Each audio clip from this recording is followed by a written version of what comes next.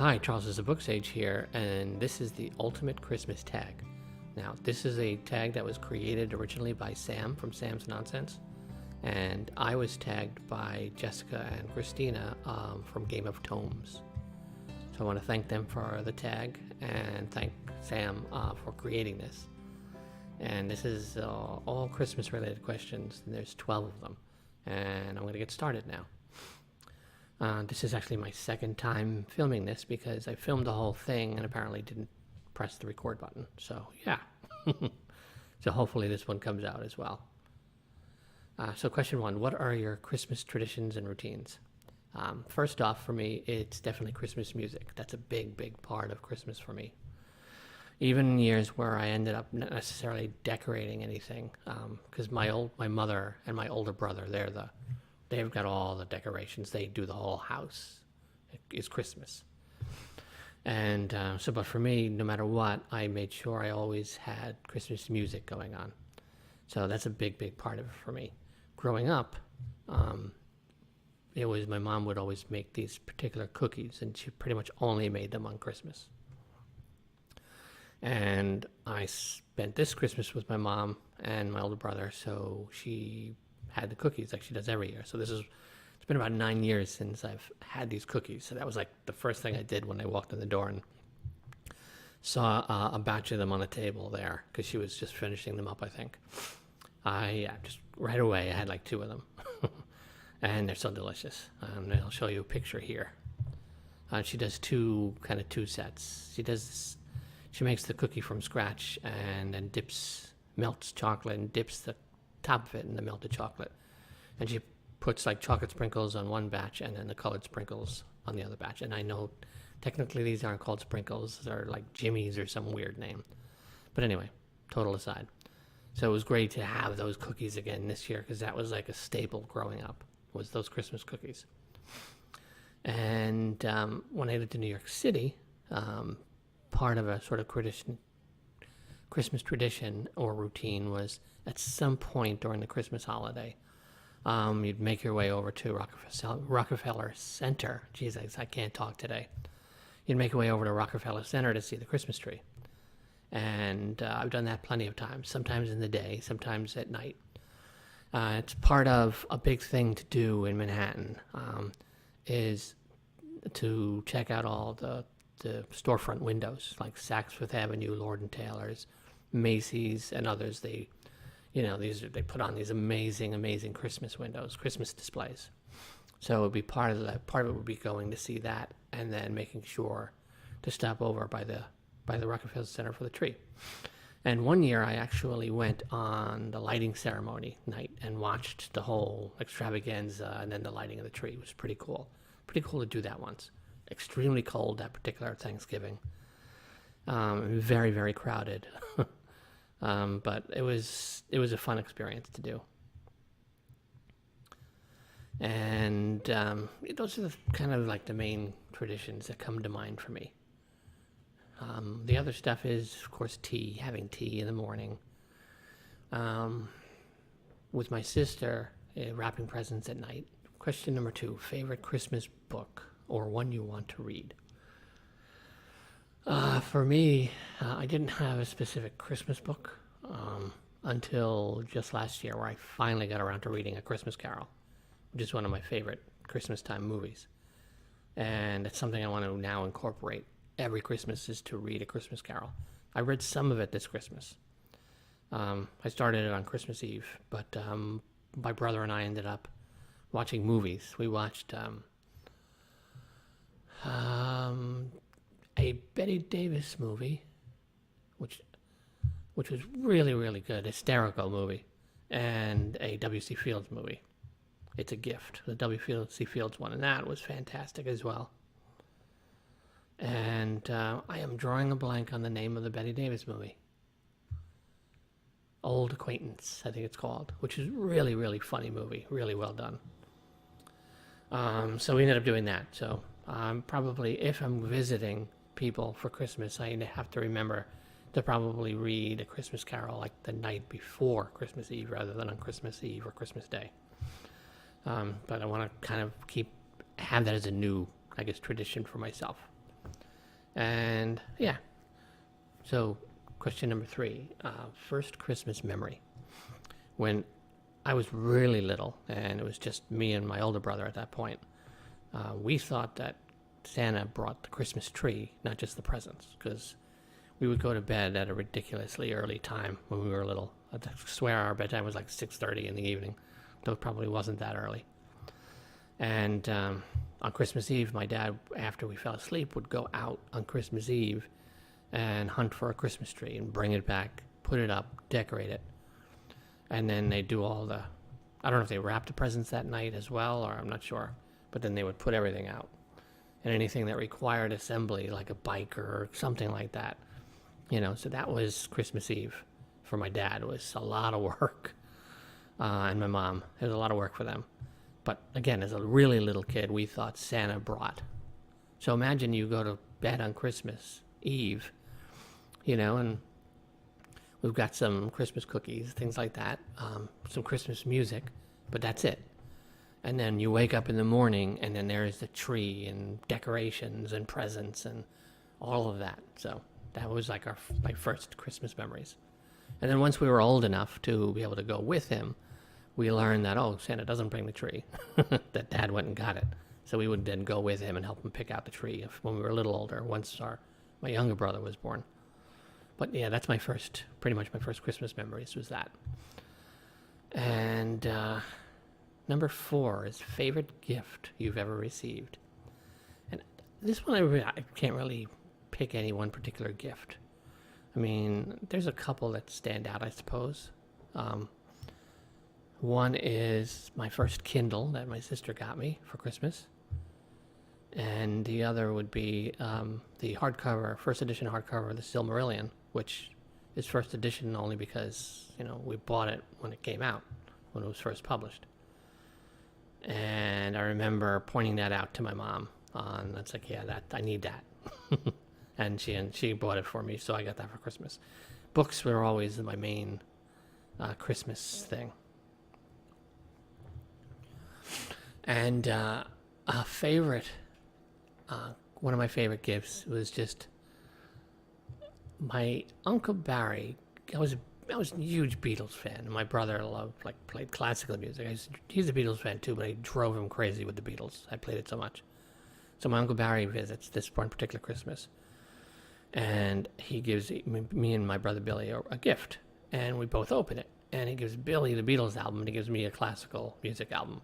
So I don't know if he mixed up which one listened to what, or he did it as a joke, or just to give the other, like, hey, appreciate what your brother likes. I have no idea.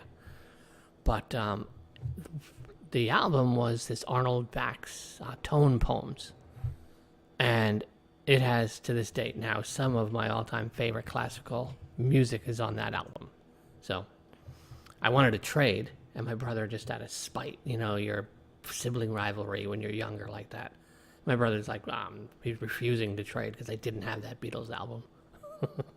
And it's funny enough that the classical music on the album I ended up getting is now some of my favorite. So I guess I'll go with those. So, question number 5, your go-to genre to read at Christmas. Well, for me, my go-to genre is always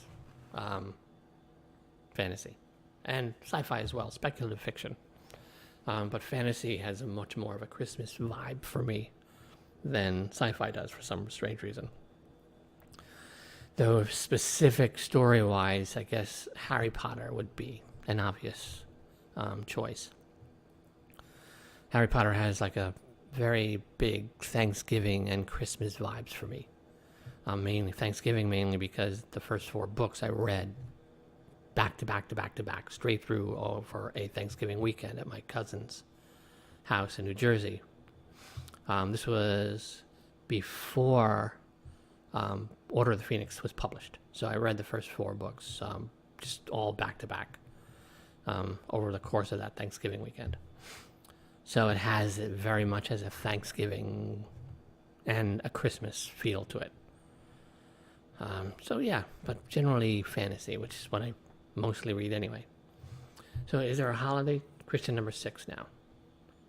Is there a holiday tradition you've never tried but wanted to? And I really can't think of one. Interestingly enough, my table is like sliding. The kitchen floor here is just, it's tile, so this table just kind of slides around sometimes. But going back to Christmas tradition that I haven't tried yet, or want to. In my initial answer, and I don't really know if I want to try it, but the main one would be Christmas caroling. And it's interesting that I've never actually done that, because growing up I was always in chorus at school. So, but somehow never, I don't really remember there being Christmas carolers where we were when growing up. I don't remember them going around and singing at people's doors. But I never did that, and I don't really know if I would want to. Maybe as a kid, that would be something. But I guess that would be my answer. So, question number 7: Christmas Eve or Christmas Day? Well, first off, it's Macy's Thanksgiving Day Parade at the end when Santa arrives at Herald Square. That's when Christmas season begins. That's when it's time to break out the Christmas music and start decorating. So yes, I'm one of those people who will be playing Christmas music from Thanksgiving afternoon all the way pretty much through Christmas. Now, as a kid, Christmas Day over Christmas Eve, obviously. Like I said, Christmas Eve when I was a little kid wasn't really much of anything because we thought Santa brought everything. But now, as I've gotten older, I like Christmas Eve and Christmas Day kind of both equally. They're very different vibes to them now. In the Bronx back in the 80s, Christmas Eve, like I mentioned, was with my sister. She would put her kids to bed when they were little. And then her and I'd go up. I was living on the second floor. She was up on the third floor. So I'd go up to her apartment. And we'd have like Christmas Eve dinner and stuff. And then she'd put her kids to bed. And then we'd break out all the gifts she had hidden around. And a bottle of vodka and her orange juice and my 7-Up. And her and I would work our way through a bottle of vodka, wrapping all of the presents for her kids. So listening to music, that was always a fun night. So that's like fun Christmas Eve times. And but I like both. I like the anticipation of Christmas Eve when everything's done and ready to go, but it's not yet Christmas morning to open presents and stuff. So I like that pause, accomplishment, and then that pause before, everything's opened up. And Christmas Day is fun as well because we went over to my younger brother's house, and his granddaughter's one. She was born right before Christmas last year, so technically this is her second Christmas. But this is really her first old enough to really open presents and enjoy and have a Christmas experience. And she had a wonderful time. So it's fun, that part of it of watching the, people opening their gifts is cool. But so I pretty much like both now. And so yeah, where are we? Question number 8, favorite ornament. I'm going to pop up some pictures here of a few different things. And they were pictures I took this Christmas. One of them is this ornament on the tree here that is, I don't know how many, 40 years old at least. We've had it a long time. And it's amazing that it survived this long. And it's like getting thinner and thinner and thinner. Eventually it's going to fall apart. But it's still there. It's still on the tree. And this little figurines here, this little old couple. They used to have its own bench, but the bench got broken, and my mom found this bench for it. But these little figurines here, this is every Christmas. This is my whole life growing up. My mom would always put a little Christmas village together, and she would have people. And this couple always represented her parents, my grandparents. So it's cool that they're still there. And I was when I was looking at my mom's village setup this year, that's like the first thing I did is like, where is me mom, grandpa? And, there they are. So this is something, again, it's been in the family all these years. And while not an ornament, this is a Christmas tablecloth. And this was my mom's as well. This is from like the 1940s, this tablecloth. So I think for me, it's like, it's nice to have some of these old pieces that we've got past generations of the family who are no longer with us, but still with us, in a way, from these memories that these particular objects we've had for so long that bring. So yeah, so I'd say that's, for me, that's my best answer for this. I don't have like one specific ornament itself. It's these little pieces and touches of the family. And question number 9. Favorite Christmas movie and least favorite Christmas movie. Growing up, favorite Christmas movie would be A Christmas Carol, the Alistair Sims version, of course. And It's a Wonderful Life. I loved both of those two movies. Always made sure we watched both of those. But I'd have to say now, they're like right up there, like 2 and 3 for me. But number 1 is Elf. Elf is... Elf I could watch at any time, and I still laugh from hysterical beginning to end. That's just such like a perfect little Christmas movie. As far as the least favorite Christmas movie, I don't really have one. I want to give an honorable shout out just for the pure bizarreness of it. If you haven't seen it, the 1964 B movie Santa Conquers the Martians, which is really just so weird and strange.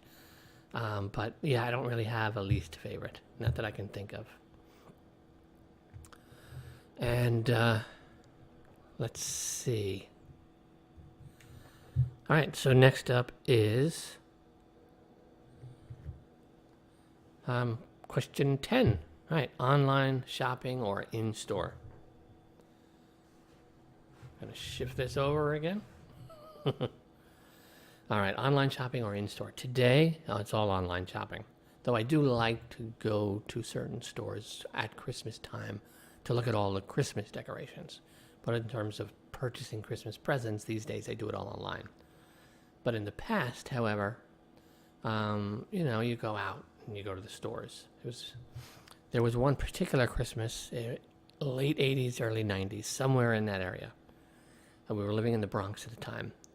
And it's Christmas Eve. I just finished eating dinner, so it's around like 6 o'clock at night. And I haven't bought a thing for anybody yet.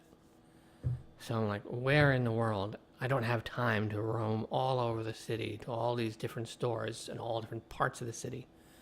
So where can I go to one place where I can find something for everybody? So I was like, well, all right. Went down the hill, down to Broadway, got on the 1 train, took the 1 train down to Penn Station, walked over to Herald Square to the Macy's there, which is like a 7-story building. Went in, which is just, if you're ever in New York City during Christmas, you got to go to Macy's. The decorations inside and everything are just wonderful. So I went all the way up to the top floor and worked my way down floor by floor by floor on Christmas Eve for hours until I found something for each of the people I was buying a gift for. And then had the store wrap them for me. And then took the bags of the presents back on the train and rode the train all the way back up to the Bronx. So yeah, it was an experience. And actually I had quite a bit of fun. But yeah, online shopping now is so much easier. Well, just a little quick aside there. My friend Lisa used to be an elf at Macy's. She used to do that all the time, my Christmas season, because that was like the place to go to get your picture with Santa. Back then was the Macy's Santa. And I remember me and one of my buddies, we went to just stop by the store to see her because she was working. And as a goof, we ended up getting in line and getting pictures with the Santa when we were like, 19, 20 years old or something. But yeah, just a quick little aside. That Macy's Herald Square store, is big Christmas memories for me because it's, you grow up in the city, that's like one of the centerpieces of Christmas is Macy's. Between the Thanksgiving Day parade, and that's where, Santa comes at the end, and just the store itself, it's one of the, like, the centerpieces of Christmas in the city, for me, anyway. Macy's. Up in Rockefeller Center is the Christmas tree. St. Patrick's Cathedral across the street from Rockefeller Center, which is just an absolutely wonderful architectural building. Just even if separate from religion, it's just pure architecturally, just a fantastic building to go to. That church is really, really cool to see. And these are all very Christmassy things for me. But now it's New Year's Eve. It's the beach just down the block. It's 81 degrees out. And I'm fine with that too. I'm recording my Christmas tag on New Year's Eve because, why not? And let's see, 2 more questions. Question number 11. Favorite Christmas song and least favorite Christmas song. Well, favorites for me, I'm an old school Christmas kind of guy. So it's, Christmas Carol, chestnuts roasting on an open fire, sung by Nat King Cole, Frank Sinatra singing Jingle Bells, Dean Martin, Arthur Fiedler and the Boston Pops, Steve and Edie, Steve Lawrence and Edie Gourmet and Leontine Price and all those old, there used to be this series of albums every year. It was Christmas in New York. And I think we've got like 3 volumes this is like late 60s, I think. And it's all just some of the best Christmas music ever. And separate from that, it's the Vince Guaraldi Trio, the Charlie Brown Christmas soundtrack that's probably what I play the most. And another one is more like a regular song that's a Christmas tune. That's Fairy Tale in New York. I think that's what it's called. With Shane MacGowan from the Pogues and Christy McNichol, which is just such a great, sort of modern, sort of Irish rock Christmas tune. And a very New York, again, Fairy Tale in New York. It's a very New York City Christmassy feel, which is part of one of the main attractions to it for me. It's like the boys from the NYPD choir are singing Galway Bay, and the bells are ringing out on Christmas Day. Growing up in the city, it's, you have like the police and the firemen and the bagpipes and all that kind of stuff you get on Christmas and on St. Patty's Day. And it's all very New York stuff, I guess. So I love Christmas songs that, because it's a New York Christmas song, so it really hits home. And least favorite Christmas song? I don't know. Maybe some of the novelty ones, like Grandma Got Run Over by a Reindeer. I mean, it's a goofy little song. There's nothing bad about it, really. But when you hear it 10 billion times, not a big Mariah Carey fan. That Mariah Carey Christmas tune everyone loves just bores me to tears. Sorry.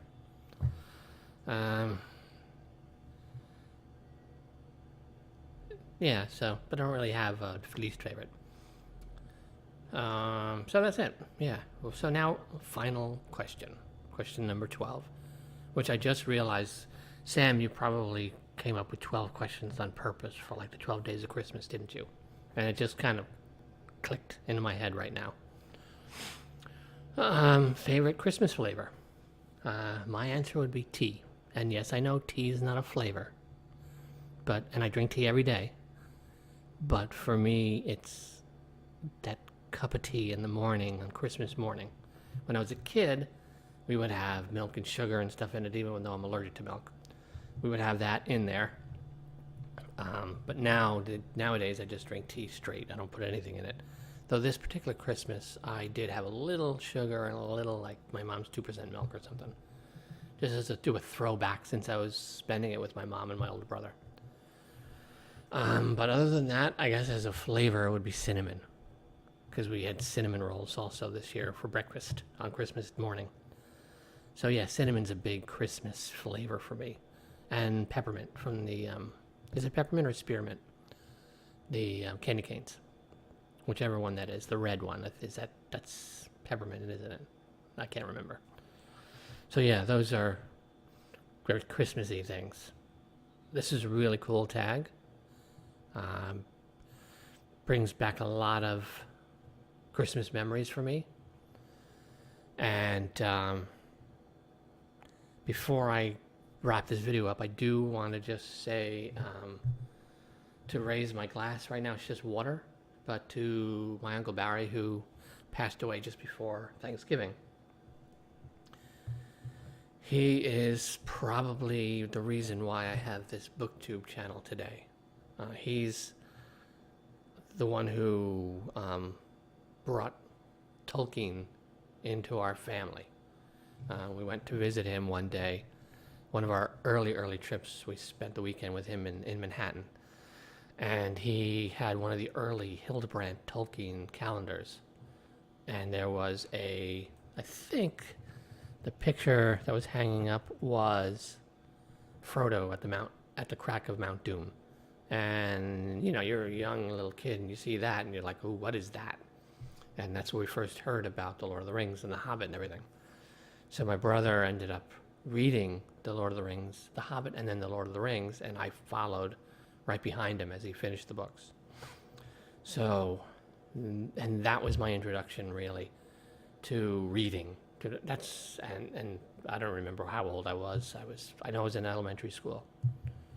So, I don't think I was somewhere between probably maybe 8. So it could have been 6, could have been 8. Definitely was before I was 10. I think. Yeah, I remember I read The Lord of the Rings and Narnia before I was even in elementary school, from the way I remember things. And so yeah, but he's responsible for introducing me to fantasy, to Tolkien in particular, who's still my favorite author to this day. So just want to give a nice, Merry Christmas and Hogmanay to the last of my Scottish uncles, who's now passed. And that's it. So I am Charles, SirBookSage. Happy reading.